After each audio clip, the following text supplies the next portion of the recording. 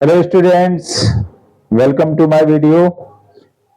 आज का टॉपिक है हमारा इलेक्ट्रिसिटी, जो कि साइंस से आता है। आज हम जानेंगे इलेक्ट्रिसिटी क्या है, कितने टाइप के होते हैं और इनके कितने तरह के इफेक्ट होते हैं और उनका हमारे लाइफ में क्या रोल है, उन इफेक्ट्स का हम कैसे यूज करते हैं। आइए बात करते हैं, पहले इलेक्ट्रिसिटी के बारे में जान लें। It is a movement of charge and charge carriers are electrons। ये मूवमेंट ऑफ चार्ज होता है जिसमें इलेक्ट्रॉन्स चार्ज को कैरी करने का काम करते हैं। अब इलेक्ट्रिसिटी होते कितने टाइप के हैं?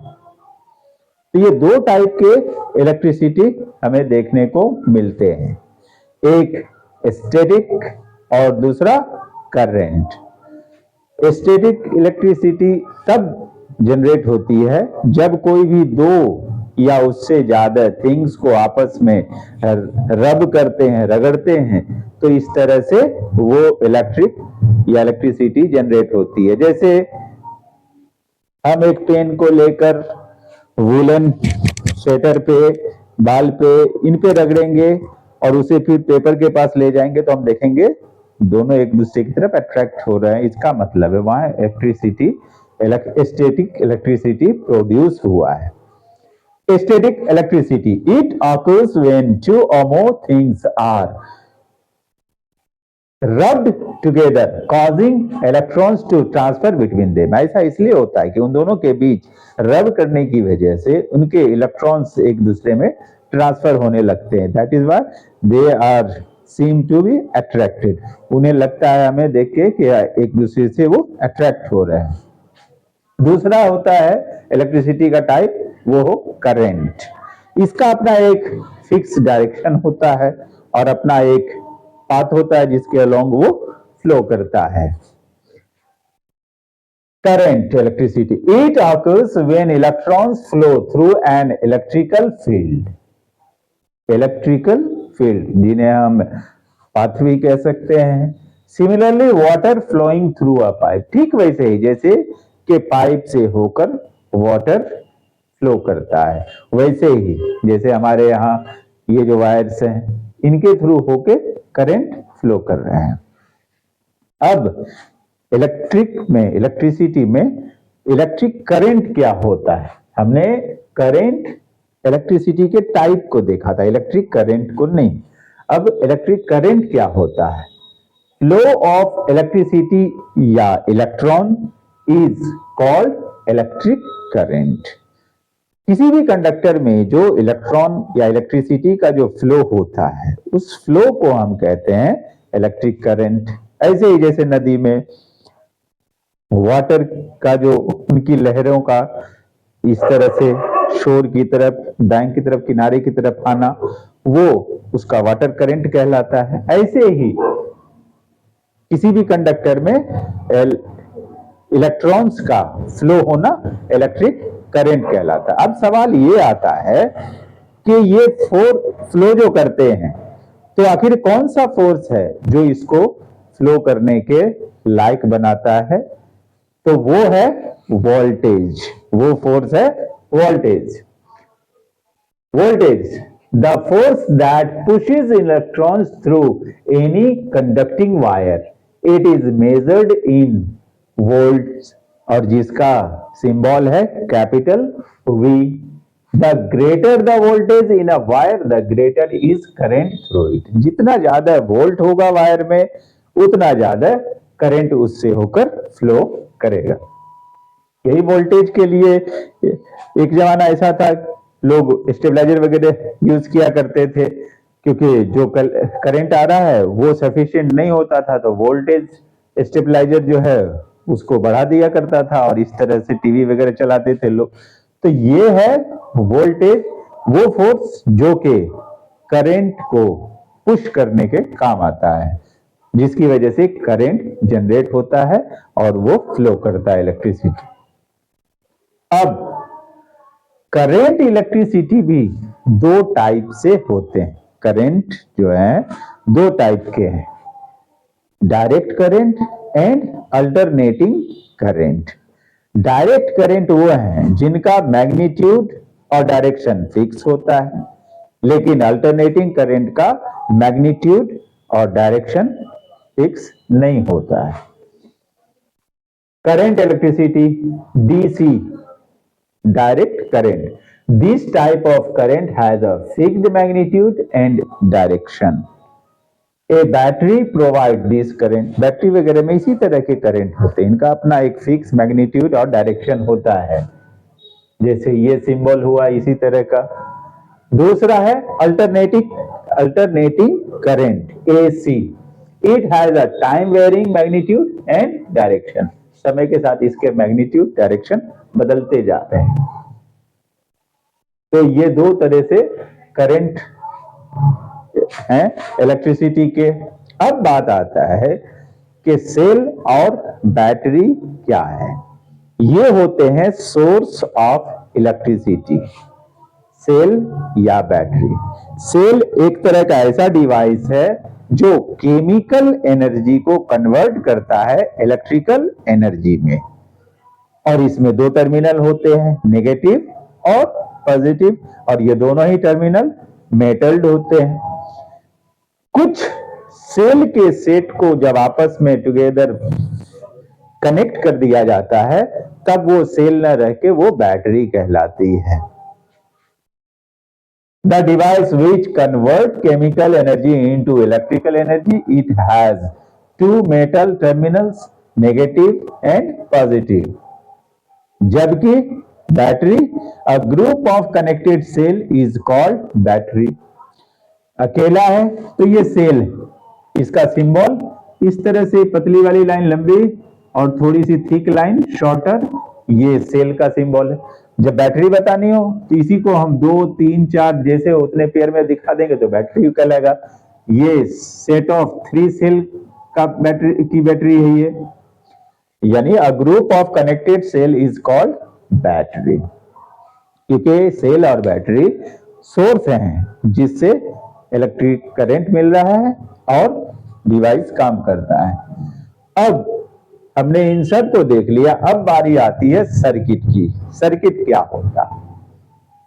तो करंट को फ्लो करने के लिए एक कंडक्टिंग पथ की भी जरूरत होती है।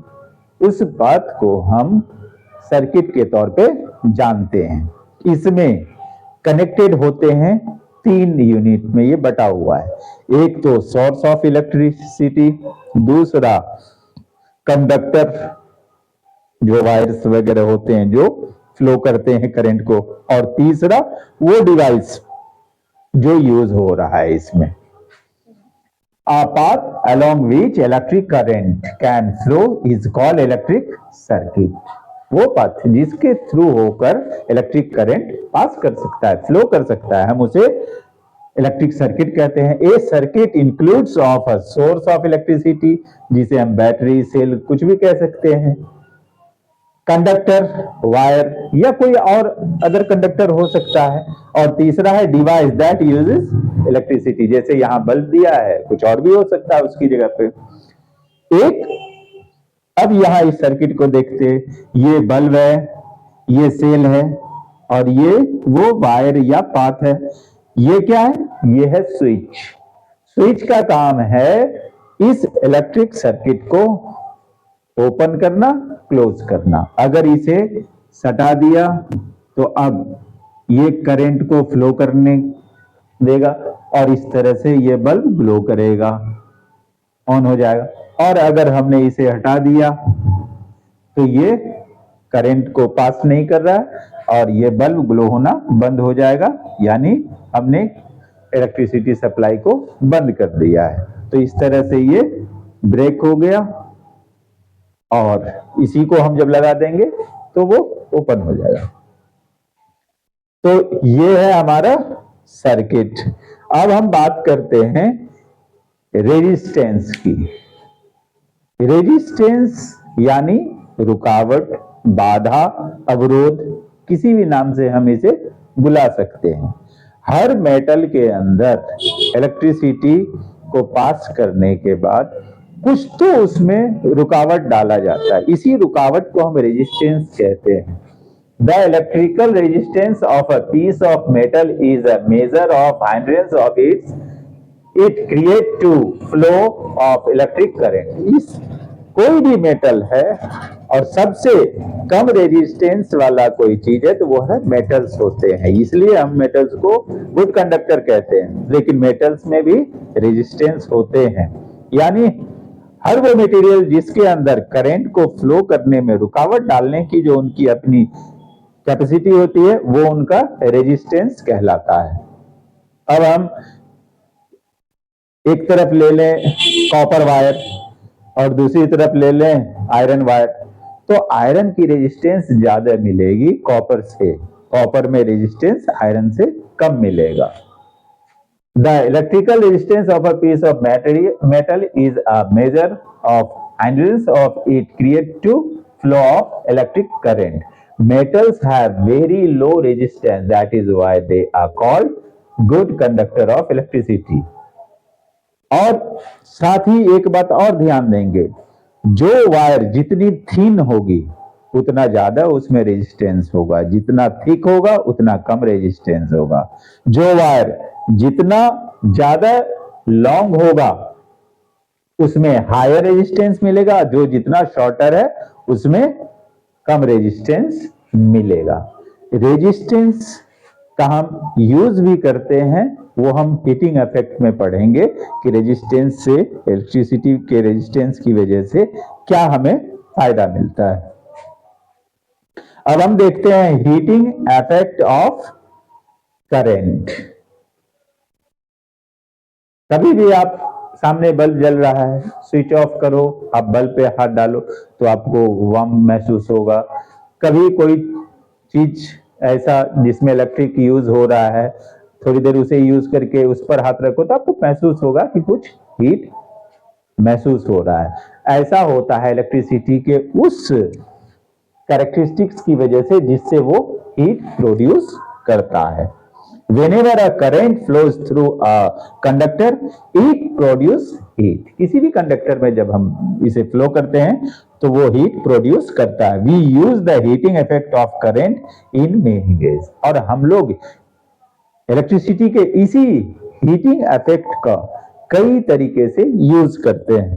For example, the amount of the heat produced by an electric current depends on resistance, यानी ये इस बात पे डिपेंड करता है कि जिस कंडक्टर में ये पास किया गया है, फ्लो किया गया है, उसकी रेजिस्टेंस कितनी है। The higher the resistance the greater the heat is produce. जितना ज्यादा रेजिस्टेंस होगा उतनी ज्यादा हीट प्रोड्यूस होगी।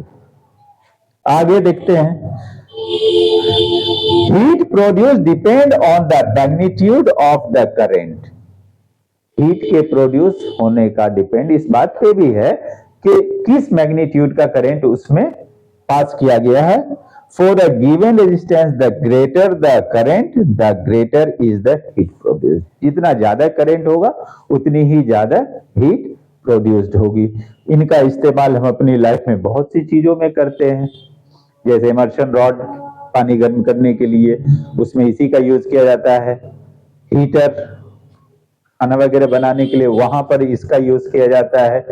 इसके अलावा गीजर है, कई चीजों में, एयर ड्रायर है, इन चीजों में इनका यूज किया जाता है जहां पर हम हीटिंग इफेक्ट ऑफ इलेक्ट्रिसिटी को यूज करते हैं। अब हम बात करते हैं magnetic effect of electricity, current. हमने लोअर क्लास में ही पढ़ लिया है कि अगर किसी नेल के ऊपर वायर को कॉइल करके लगाया जाए और उसमें करंट पास किया जाए तो वो एक मैग्नेट की तरह बिहेव करता है, नीडल को डिफ्लेक्ट करता है। ऐसे ही मैग्नेटिक इफेक्ट होते हैं करंट के। अगर किसी कॉइल्ड वायर में, कॉइल मुड़ा हुआ कॉइल्ड वायर में जिसके अंदर सॉफ्ट आयरन ओर हो, उसमें अगर इलेक्ट्रिसिटी को फ्लो किया जाए तो वहां पर मैग्नेटिक इफेक्ट हमें देखने को मिलता है और इसके हम बहुत सारे यूज भी करते हैं। A current carrying conductor behave like a magnet. वो कंडक्टर जिसमें करंट है वो एक मैग्नेट की तरह बिहेव करता है. A magnet is produced by passing an electric current through a coil wound around a soft iron. Use it called an electromagnet. मान लीजिए वो सॉफ्ट आयरन ये है, अब इसके चारों तरफ वो कॉइल कर दिया गया, तो ये जब इसमें करंट पास किया जाएगा तो ये एक मैग्नेट की तरह बिहेव करेगा. जैसे हमारा फैन के अंदर आपने कभी खोल के देखा होगा, इस तरह के वाइंडिंग आपको देखने को मिलेंगे. फैन भी मैग्नेटिक इफेक्ट की वजह से ही हम उसे चलता हुआ देखते हैं. पानी वगैरह निकालने वाले मोटर्स वगैरह हो गए, उनमें भी ये यूज होता है. इसके अलावा क्रेन्स वगैरह जो हेवी लोड को उठाते रखते हैं इधर, उनमें इनका यूज होता है. डोरबेल में हैमर को स्ट्राइक करने के लिए इनका यूज होता है. ये सभी मैग्नेटिक इफेक्ट है इलेक्ट्रिसिटी के.